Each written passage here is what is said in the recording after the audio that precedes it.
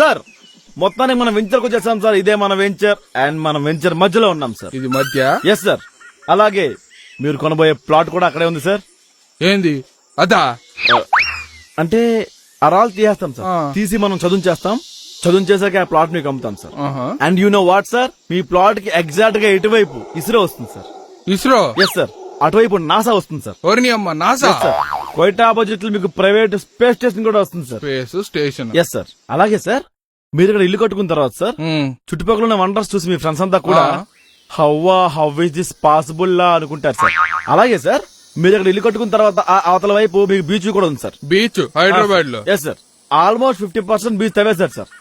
మధ్యలో 2 రాళ్ళు అడ్డం వచ్చాయి సార్. ఆ రాళ్ళు అలా పక్క జరిపి బీచ్ ని కొంచెం తవ్వేస్తారు సార్. ఆల్మోస్ట్ ఫినిష్ అయిపోతుంది సార్. అండ్ ఇందులో ఒక సస్పెన్స్ కూడా ఉంది మీకు.